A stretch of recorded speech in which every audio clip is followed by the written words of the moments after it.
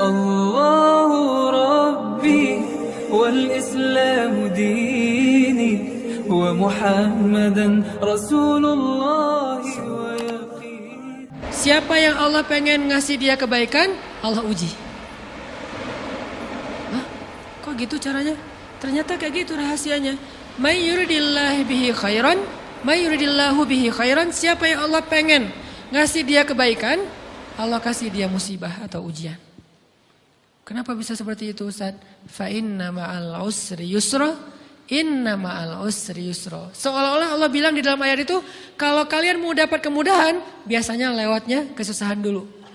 Kalau kalian pengen dapat keberuntungan, biasanya dapatnya kerugian dulu. Tapi keberuntungan dan kerugiannya pasti nggak sebanding. Keberuntungannya jauh lebih besar daripada kerugiannya. Kerugian itu kayak modal doang, DP. Jadi kalau kita mau dapat kejutan dari Allah, Allah kasih kita DP. DP-nya apa? Ujian. DP-nya musibah. DP-nya rasa nggak nyaman. Itu DP tuh. DP terhadap apa? DP dari Allah terhadap hadiah-hadiah besar yang Allah pengen ngasih ke kita setelahnya. Cuman banyak orang yang menolak DP ini. Sama kayak kita misalnya. Kalau kita mau ngasih dia hadiah, kita kasih dia kayak kejutan dulu. Dia lagi ulang tahun nih, disiram air dulu. Setelah itu dikasih hadiah-hadiah yang mahal. Rela gak disiram air demi hadiah? Rela, udah siramin lagi aja. Kalau setelahnya ada hadiah. Yang kita gak rela, kalau setelah disiram, disuruh bersih-bersih sendiri dan gak dikasih apa-apa. Kan gak rela tuh. Berarti ini bab iman. Yakin gak kalau Allah tetap ngasih hadiah? Kan sabar dan iman itu ternyata tahu aman, kembar. Kalau kita yakin Allah ngasih hadiah setelah ngasih kita DP ujian, ya kita akan sabar. Gak apa-apa deh, bentar lagi mau dikasih hadiah, digini-giniin juga gak masalah. Dibully, diapain sama Allah, biarin aja. Ya Allah saya sabar, kan bentar lagi mau dikasih hadiah nih. Ini masalah yakin. Tapi kalau kita gak yakin, apa sih maunya Allah gitu kan? Begitu kalimat ini keluar, maka yang muncul setelahnya adalah mengeluh, berputus asa, dan gak akan sabar menghadapi ujian. Ujian, kata Nabi, may yuridillahu bihi khairan. Siapa yang Allah pengen kasih hadiah, siapa yang Allah pengen kasih kejutan, siapa yang Allah pengen kasih pertolongan, siapa yang Allah pengen kasih kebaikan, yusib min, Allah akan uji dia dulu. Ini sunnatullah. Sehingga kalau kita lagi diuji, yang kita lihat jangan ujiannya, apa setelah itu. Gimana ngelihatnya Ustaz, gak kelihatan? Dengan mata hati. Istafti qalbak, tanya kepada hatimu, kelihatan enggak? Dengan mata hati. Gimana ngelihat dengan mata hati? Dengan iman, saya percaya Allah pasti ngasih kebaikan setelah ini. Orang Allah sendiri yang ngomong, enggak ada satu huruf pun di Al-Quran yang salah. Apalagi satu ayat, apalagi dua ayat. Fa inna ma'al usri yusra, ditegesin lagi. Inna ma'al usri yusra. Tapi usr dulu, baru yusr. Dikasih kesusahan sedikit, dikasih kemudahan yang banyak. Dikasih kesusahan sedikit, dikasih kemudahan yang banyak. Ini yang kita coba bangun tajdidul iman. Bangun memperbaharui yakin. Sehingga ketika kita diuji, sedih, wajar.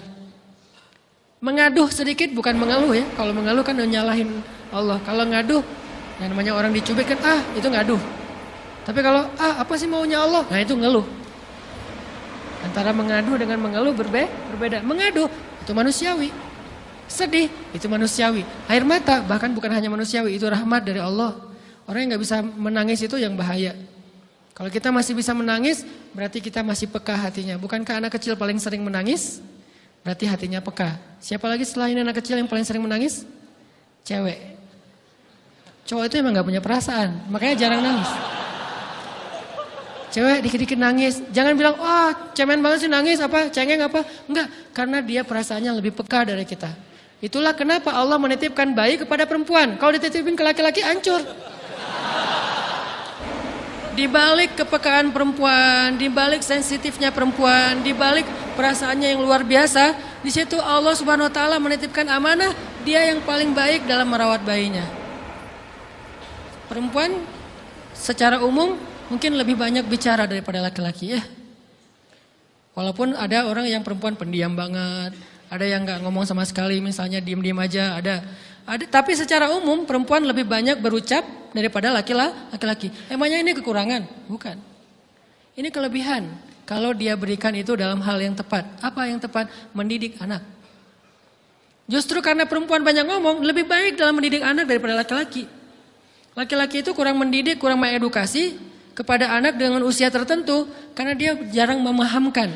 Salah hanya marah, salah hanya ditegur. Kalau ibunya jelasin, nah gini sebelum tidur ibunya yang ceritain banyak cerita. Saya sendiri ngalamin sering mana seorang ayah sama ibu interaksi sama anak dalam bentuk verbal. Sering ibu. Jadi menangis itu rahmat dari Allah. Gak apa-apa, nangis saja. Dan itu tidak disebut mengeluh. Kamu kok nangis? Kan orang Islam harus sabar. Emangnya nangis dengan sabar itu bertolak belakang? Sabar tetap sabar. Ya nangis jalan aja terus nangis. Nangis apa pakai nangisnya nggak cuma nangis doang. Emotikonnya juga nangis, berderai-derai gitu. Sampai air matanya menggenang gitu kan ya. Bolehlah. Ditambah lagi dengan visual menangisnya. Posting bahwa dia lagi tertusuk duri. Dengan postingan kaktus atau apalah. Dia pengen share ke semua orang bahwa saya sedang sedih. Sehingga nanti ketika ada orang yang menghibur dia dengan sedikit kata-kata yang sabar ya segala macam. Wah makin berderai-derai. Itu belum jadi. Kecuali dia keluarkan kata-kata mengeluh. Baru dia disebut orang yang banyak mengeluh. Berputus asa. Kalau mengaduh wajar. Walaupun ada nabi udah diuji berat gak mau mengaduh. Apalagi ngeluh. Zakaria. Digergaji mengadu aja enggak. Kenapa? Karena kata malaikat kalau kamu mengadu sedikit aja, maka Allah Subhanahu wa taala akan menghancurkan kaum ini. Dia kasihan kepada kaumnya enggak mau mengadu. Satu-satunya orang yang kita tidak boleh mengadu hanya orang tua. Atau itu mengeluh kalau untuk orang tua. Kalau yang lain enggak disebut mengeluh. Kalau ke teman, malas enggak apa-apa. Jangan sering-sering tapi. Apaan sih? Ke teman boleh. Tapi ke orang tua, saja itu bukan lagi mengadu, itu sudah mengeluh. Khusus untuk orang tua. Kalau di antara manusia. Kalau kepada Allah dan Rasul, pastinya lebih dari itu. Ketika kita diam saja, tidak langsung beranjak sami'na wa ata'na labbaika ya rabbi wa sa'daik, enggak memenuhi panggilan Allah, itu sudah disebut bagian dari kufur ingkar. Tapi minimal kita mungkin masih mengaduh, kita masih menangis, kita masih lelah, kita masih merasa lemah. Setidaknya kita tidak mengeluh. Kenapa? Kita percaya Allah kalau mau ngasih hadiah kepada hambanya, DP-nya itu ujian. Dan yakinlah hadiahnya minimal 10 kali lipat lebih baik daripada ujian itu. Minimal, karena gak ada amal soleh yang dibalas di bawah 10 kali lipat tuh gak ada. Amal soleh, amal ya bukan niat. Amal yang udah kita kerjakan minimal dibalas 10 kali lipat. Minimal, maksimalnya bighairi hisab, tanpa batas. Bighairi hisab, tanpa batas. Ada yang 700 kali lipat kayak sedekah. Tapi tetap aja ayat sedekah di akhirnya ujung-ujungnya apa? Bighairi hisab juga kan? Berarti sedekah itu minimal dibalas 700 kali lipat. Minimal. Kalau kita yakin. Selalu syaratnya kalau kita yakin. Dan saya ngebuktiin itu banget. Saya pernah ngalamin lagi jalan-jalan di sebuah kota yang ada becak kayuhnya, becak sepeda gitu ya. Jalan terus saya bilang, Pak berapa ongkosnya? 20.000. Udah naik aja 20.000. Karena kita keliling-keliling kota, ternyata saya jadi kasihan sama dia 20.000. Kasihan kan 20.000 dibayar keliling kota walaupun pas mampir beberapa tempat mungkin dia dapat tips ya. Tapi saya nggak tega gitu, dia cerita tentang anaknya lagi sekolah, apa segala macam, makin bikin baper kan. Pas selesai, saya kasih dia 100.000. Dari 20.000 dikasih 100.000 karena kasihan. Dan saya yakin, nggak mungkin sedekah itu sia-sia. Kan Nabi bersumpah kan, demi zat yang jiwaku di dalam genggamannya, tidak berkurang harta karena sedekah. Demi Allah, kata Nabi. Nggak berkurang harta karena sedekah. Berkurang harta karena belanja? Ya. Berkurang harta karena pacaran? Banget. Modal banget kan? Apalagi buat cowok. Tapi berkurang harta karena sedekah? Gak mungkin kata Nabi. Demi Allah gak berkurang harta karena sedekah. Berkurang harta karena istri? Enggak. Karena memberi kepada istri itu pahalanya lebih gede daripada sedekah. Makanya ngemodalin pacaran setelah nikah itu tumbuh berkah. Modal pacaran sebelum nikah itu apes. Jadi kalau pengen modal nih, ngemodalin cewek, traktir, ngapa-ngapain, bayarin, jangan sebelum nikah. Sebelum nikah jadi orang pelit aja, nggak apa-apa. Tapi setelah nikah, jor-joran ngasih, apalagi yang, bayarin semuanya. Kenapa? Pahalanya lebih gede daripada sedekah. Bahkan lebih gede daripada infak fi sabilillah. Seorang suami memberi nafkah istri, itu pahalanya terkadang lebih besar daripada kita berinfak untuk fi sabilillah, untuk korban perang. Saya heran kalau ada orang sedekahnya rajin tapi ke istrinya kikir, aneh, berarti dia nggak ngerti konsep. Padahal memberi kepada istri itu selama itu kebutuhan pokok ya, dan sedikit entertain, nggak apa-apa asal nggak berlebihan, itu luar biasa. Makanya saya kalau jalan sama istri yang yang mana? Itu yang Onit suka. Oh ya, Onit suka. Kasih aja. Kenapa? Minta ini. Kasih. Selama ada kan kenapa nggak dikasih kan ya? Nanti Allah ganti. Makin rajin kita ngebayarin istri kita, ngebelanjain istri kita, makin Allah ngasih yang kita nggak pernah duga-duga. Sampai istri kita cemburu sama kita. Kok kamu duitnya banyak banget sih? Kan gara-gara aku sering ngasih ke kamu. Ya udah sini lain lagi. Mau ditransfer berapa gitu kan ya? Saya ngasih 100.000 ke si bapak. Dan saya yakin teman-teman sedekahnya pasti lebih dari itu karena 100.000 saya sebut. Kalau 1 juta ke atas saya nggak mau nyebut, malu dong, ria ya.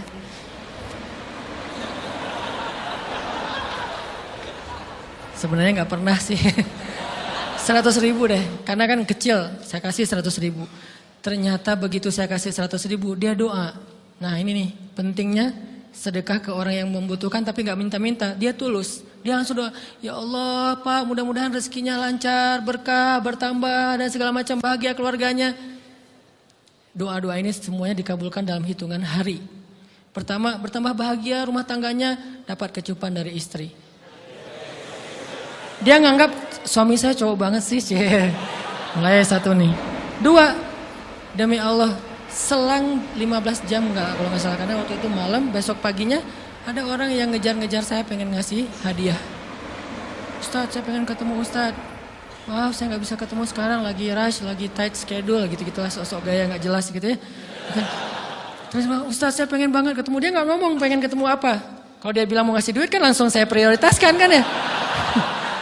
Berhubung dia nggak ngomong, ya udahlah, saya sosok jual mahal gitu. Tapi yang namanya rezeki kan gimana kita tolak, dia datang kan. Saya nolak.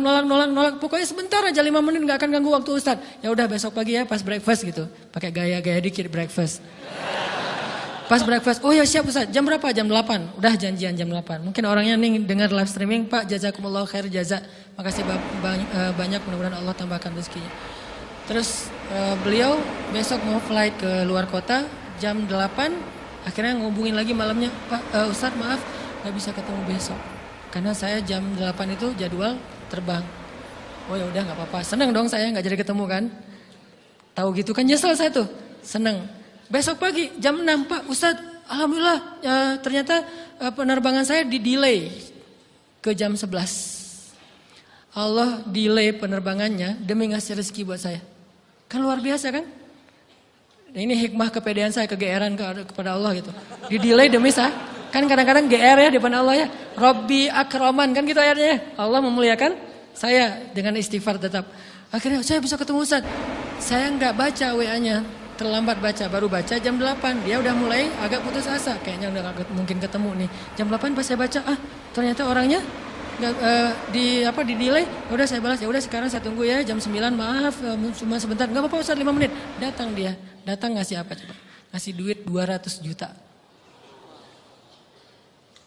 Demi Allah. Cuman berselang beberapa jam, saya tolak-tolak. Tahu gitu Pak, datang malam ini aja.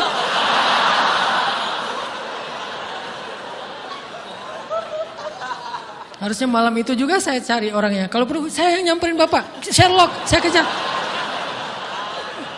Manusia gitu banget ya. Tapi Masya Allah di situ saya jadi tahu, oh doa orang itu lebih akurat, lebih mantap, lebih diijabah daripada doa saya. Mungkin bukan karena sedekah, tapi karena doa setelah sedekah. Ya Allah dan segala macam dimudahkan sama Allah. Itu luar biasa loh. Saya nggak percaya, saya pikir main-main. Orang ini iseng kayaknya pengen ketemu doang, pengen selfie. Ternyata pas saya cek, ditransfer, di capture, Ustadz udah ditransfer. Saya, jangan-jangan nih jebakan Batman gitu ya. Nyari-nyari sana segala macam. Alhamdulillah ternyata emang Niat baiknya pengen, alhamdulillah saya terkesan, saya dapat hidayah lewat Ustaz segala macam. Sekarang saya pengen membalas jasa Ustaz walaupun kecil 200 juta. Untung saya nggak kaget dan kemudian pingsan. Ah Pak, 200 juta stroke kan ya, bahaya. Lebih mahal dari 200 juta. Ini keajaiban ya teman-teman. Jadi kita tuh, saya kan sering bilang, keajaiban itu terjadi tergantung tingkat iman. Bukan saya udah soleh banget, enggak. Saya belajar terus untuk yakin deh sama Allah. Modal kita tuh kan gini sebetulnya kan. Duit kita tuh banyak loh teman-teman, cuman gak disimpan di bank, gak disimpan di saku, disimpannya di sisi Allah. Bedanya apa sih? Kenapa kita kalau disimpan di bank tenang? Saya lagi punya duit banyak dari 100 juta, di mana? Di bank, aman. Kenapa kalau disimpan di saku aman, tenang? Kenapa kalau disimpan di Allah gak tenang? Kenapa kalau disimpan di Allah kita bilang gak punya duit? Ini kan gak fair sama Allah. Gak punya duit nih. Siapa bilang gak punya duit? Kan ada Allah. Tinggal minta sama Allah. Tapi gak ada wujudnya. Tapi kan ada janjinya. Bukankah janji Allah lebih kuat daripada wujud? Bukankah iman harusnya lebih mantap daripada sesuatu yang konkret yang kita lihat? Ada duitnya di sisi Allah. Kenapa gak dikasih? Karena kita belum butuh. Kalau kita yakin duit kita itu ada di Allah. Tapi dikasihnya pas kita butuh. Begitu butuh ya Allah langsung dikasih sama Allah. Itu banget benar-benar terjadi dalam kehidupan kita. Pasti kayak gitu. Tingkat tergantung kita yakin apa enggak. Nih, kalau Allah bilang, "May yuridillahu bihi khairan", Allah kalau pengen ngasih hadiah kepada seorang hamba, Allah kalau pengen ngasih kejutan kepada seorang hamba, yusib. Allah kasih dia ujian sedikit aja. وَلَنَبْلُوَنَّكُمْ بِشَيْءٍ sedikit, bisyai'im minal khawf wal-ju' wa naqsim minal amwal wal-anfus wath-thamarat wa basyiris sabirin. Kami uji sedikit aja dengan rasa lapar, dengan rasa takut, dengan sedikit kekurangan ini dan itu, sedikit. Tapi wabasyiris sabirin, sampaikan kejutan kepada orang yang bersabar. Sampaikan kejutan kepada orang bersabar. Jadi bisa dibilang kejutan-kejutan hidup kita itu munculnya dengan iman dan sabar. Dengan iman dan sabar. Iman artinya yakin, husnuzon sama Allah. Ana inda dhanni abdi bi. Aku tergantung prasangka hambaku kepadaku. Sabar, wasta'inu bis sabri was shalah. Minta pertolongan Allah, caranya dengan sabar, kemudian dengan sholat. Pasti Allah tolong. Ustaz, saya udah sabar. Sabar lagi. Isbiru wasabiru. Kalau udah sabar, bersabar lagi. Sampai kapan Ustaz? Sampai Allah Subhanahu wa taala benar-benar mengakui kesabaran kita. Setelah itu Allah pasti kasih. Terus apa yang harus saya lakukan Ustaz? Buktikan di hadapan Allah kita itu hamba yang penyabar. Jangan bilang ya Allah saya akan sabar. Jangan, tunjukin aja. Ya Allah kurang apa lagi dari saya, tunjukin aja. Nanti Allah sendiri yang akan memberi kita gelar sabirin. Sehingga Allah bilang wabasyiris sabirin. Sampaikan berita gembira kepada hambaku yang sabar. Dan kalau Allah udah ngasih berita gembira, itu beruntun loh. Kita sabar kayak Allah tahan dulu nih ya, kejutan. Allah tahan dulu hadiahnya buat kita tuh. Ditahan, tahan. Makin lama makin sulit pastinya. Makin lama makin berat, makin lama makin berat. Begitu dibuka kerannya, itu gak ada selesai-selesainya. Sampai kita kebingungan, loh, kok datang terus-terusan. Kayak gitu cara Allah memperlakukan hambanya. Nabi Ayub, sakit pertama, sakit fisik. Sakit kedua, sakit hati. 2 penyakit Nabi Ayub. Fisik pertama, beliau lumpuh, beliau sakit. Sakit hatinya apa? Ditinggalkan oleh orang-orang terdekatnya. Anaknya meninggal. Sedih kan? Kemudian pembantu-pembantunya pada resign. Makin kecewa. Dasar kalian. Kemudian teman-temannya pada menjauh. Grupnya nge-live dia. Bukan dia live grup. Grupnya yang nge-live dia.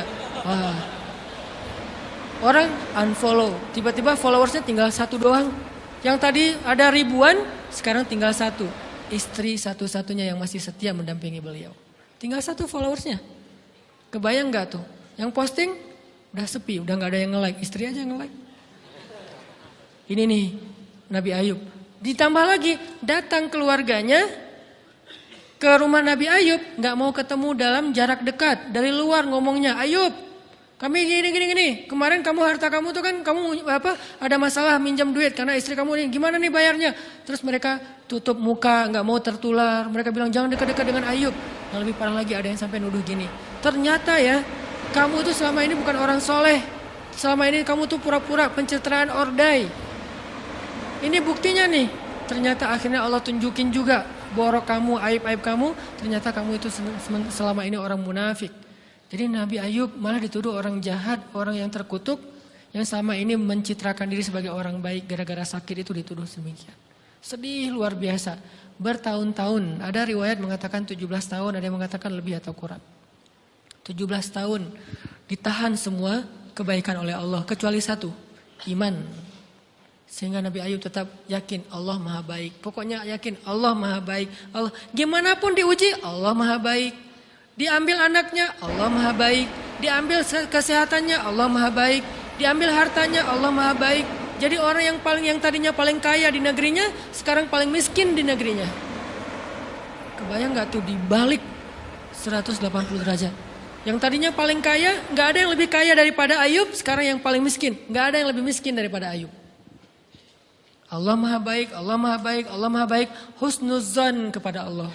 Dan itu gak sehari 2 hari, 17 tahun husnuzon kepada Allah. Pada puncaknya ketika istri beliau harus menjual rambut, gundul, potong rambut, dijual demi apa? Udah gak tahu lagi ngemodalin apa untuk ngasih makan Nabi Ayub. Akhirnya nyari-nyari kerja gak ada yang nerima, jual rambut, pakai jilbab, di rumah gak buka-buka jilbab. Ayub curiga, yang kenapa kamu gak buka jilbab di hadapanku? Gak apa-apa, kan lagi musim panas, gak apa-apa. Akhirnya Nabi Ayub minta tolong dibukain, ada apa, curiga kan. Pas dibuka udah botak rambut istrinya. Nabi Ayub menangis, kenapa, apa yang terjadi? Istrinya bilang, suamiku gak ada lagi modal buat kita makan. Saya cari-cari kerja sana sini, gak ada yang nerima. Bahkan untuk mandiin hewan aja gak diterima. Akhirnya saya jual rambut saya, mudah-mudahan bisa untuk kita makan beberapa hari. Istrinya keluar, Nabi Ayub menangis, baru Nabi Ayub berdoa. Itu juga doanya malu-malu dan husnuzon. Malu-malu, husnuzon. Gimana kalimatnya? Rabbi massaniyaddur. Ya Allah, saya sakit. Gitu doang ngomongnya. Bukan, ya Allah udah sekian tahun saya sakit, saya gini, saya gitu. Enggak. Ya Allah, saya sakit. Wa anta arhamur rahimin. Tapi tetap ya Allah buat saya engkau yang paling baik. Coba, masih ngomong gitu. Arhamur rahimin, nggak apa-apa. Jadi seolah-olah mau ngomong, ya Allah saya sakit, tenang, saya nggak ngeluh ya Allah, engkau tetap yang paling baik. Gitu coba Nabi Ayub ke Allahnya tuh. Langsung Allah munculkan mata air di bawah kaki Nabi Ayub. Tiba-tiba beliau jadi basah, mandi, sembuh semua penyakit, rontok dengan semua luka-lukanya. Dan wajah Nabi Ayub semua tubuhnya menjadi muda. Yang usianya tadi udah 80-an tahun, tiba-tiba menjadi di antara 35 tahun. Itu usia ideal. Maaf ya, saya usianya kurang lebih segitulah. Usia penduduk surga antara 30 sampai 40 tahun. Itu usia penduduk surga. Dan usia itu mempertemukan 2 kebaikan. Fisiknya sudah sempurna dan akalnya juga kebijaksanaannya sudah sempurna. Kalau di bawah 30 tahun, fisiknya sempurna, akalnya belum sempurna. Kalau di atas 40 tahun, akalnya sempurna, fisiknya sudah berkurang. Antara 30, 40, 45 ya kurang lebih segitulah. Nabi Ayub menjadi muda lagi. Jadi keren. Persis kayak masa mudanya. Jadi kalau ngelihat foto yang postingan pertama di Instagramnya tuh mirip nih. Kan udah postingan yang ke 1000 ya. Udah berapa tahun dia pakai akun yang sama. Wah mirip dengan yang dulu. Istrinya datang. Begitu datang, astagfirullahaladzim. Ada cowok keren di rumahnya. Tapi mirip Ayub. Cuman gak mungkin ini Ayub. Langsung nyari Ayub, di mana Ayub? Kata Ayub, saya Ayub, suami kamu. Enggak, kamu bukan Ayub. Suami saya itu udah tua, suami saya sakit-sakitan, kamu bukan Ayub. Mirip sih. Akhirnya, saya Ayub, apa buktinya kamu Ayub? Ditunjukkan buktinya oleh Nabi Ayub. Apa buktinya? Nabi Ayub menyampaikan beberapa kenangan mereka berdua di masa lalu yang gak ada yang tahu kecuali mereka berdua. Itulah pentingnya kita menyimpan kenangan.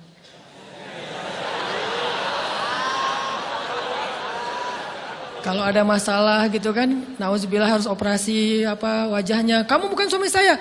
Ada buktinya apa? Ada satu hal yang cuma kita berdua yang tahu. Kalau perlu jangan satu hal, banyak hal ya. Cuma kita doang yang tahu. Orang lain nggak tahu. Pas disebut itu benar, tidak ada yang tahu masalah itu kecuali kita berdua. Akhirnya dipeluk Nabi Ayub ngajak istrinya untuk mandi di mata air yang sama. Istrinya mandi langsung muda lagi. Setelah itu Allah SWT beri mereka harta yang sangat banyak. Lihat kalau Allah udah buka, pertama fisiknya disempurnakan lagi. Kemudian Allah turunkan air hujan. Diturunkan hujan bukan air. Hujannya dinar dan dirham. Di belakang rumah Nabi Ayub itu ada tempat penampungan gandum gitu kan. Ada 2 tempat penampungan. Turun hujan pertama dinar. Sampai penuh penampungan gandum dengan dinar, koin-koin dinar yang 1 dinar mungkin harganya sampai 3 juta. Turun banyak, kemudian turun lagi dirham, penuh. Turun lagi di atas atap-atap beliau sampai rumah Nabi Ayub dipenuhi dengan dinar dan dirham. Ini apa? Nabi Ayub kaget. Setelah itu istrinya hamil. Setiap tahun ngelahirin 13 anak Nabi Ayub yang sudah Allah wafatkan, lahir setahun satu, wajahnya, karakternya, namanya semua persis seperti yang sudah Allah ambil. Seolah-olah mereka belum meninggal tapi mereka hanya pergi dan kembali lagi. Dibalikin semuanya. Dan Nabi Ayub lebih kaya berpuluh-puluh kali lipat daripada sebelum beliau sakit. Buah dari kesabaran. Artinya Allah kalau mau ngasih kebaikan yang berlipat ganda, yang luar biasa, yusib, Allah kasih dia ujian sedikit. Itu hadis Bukhari. May yuridillahu bihi khairan yusib min. Allah akan menguji dia.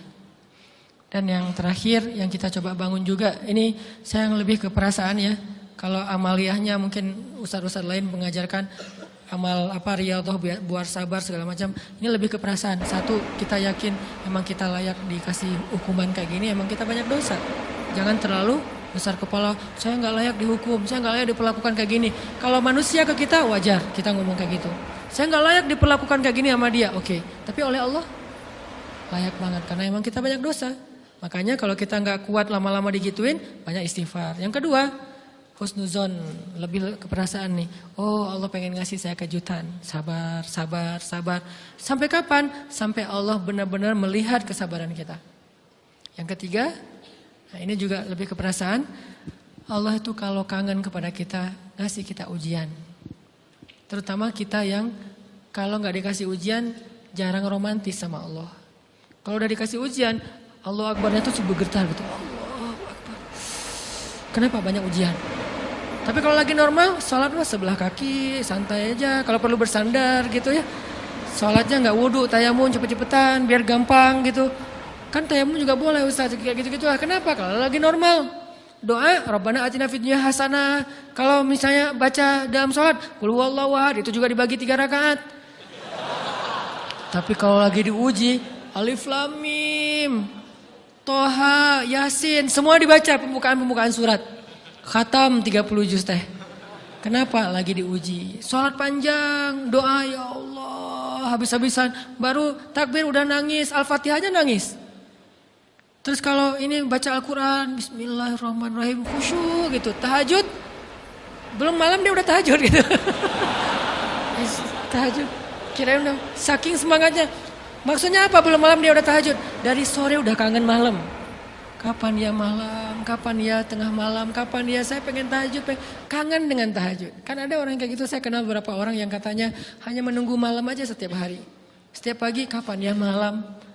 Pas malam bahagia tahajud, pagi lagi kapan ya malam. Artinya belum malam udah tahajud, saking kangennya dengan tahajud. Rindu banget sama Allah, romantis banget dengan Allah. Khatam Al-Quran berkali-kali dalam seminggu. Begitu dia dikasih jalan keluar, menjauh sampai lupa sama Allah. Sehingga kalau Allah kangen sama dia, Allah kasih dia ujian dikit. Ta'ala ya abdi, kesini wahai hambaku, kesini. Biar kita berdua-duaan lagi nih. Kalau gak mau digituin, tetaplah dekat kepada Allah walaupun kehidupan kita dalam keadaan mudah. Tetaplah romantis sama Allah, tetaplah gampang tersentuh oleh ayat-ayat Allah walaupun hidup kita dalam keadaan normal. Mudah-mudahan 3 rahasia ini bisa menjadikan kita berhusnuzon dan terbangun awareness kita ketika kita lagi diuji. Terutama ujian-ujian yang spontan muncul dari kata-kata teman kita, dari sikap orang lain. Langsung ingat, oh saya emang ada dosa yang mau Allah hapus. Oh habis ini mau dikasih kejutan. Oh Allah lagi pengen dekat sama saya. 3 hal ini mudah-mudahan terus kita latih. Awarenessnya yang dilatih bukan hadis-hadisnya yang dihafal. Mudah-mudahan ketika diuji spontan kita langsung sadar. Langsung balik on the track. InsyaAllah Allah Subhanahu wa taala istiqomahkan kita fis sarra wa fit dharra, dalam keadaan suka maupun dalam keadaan duka.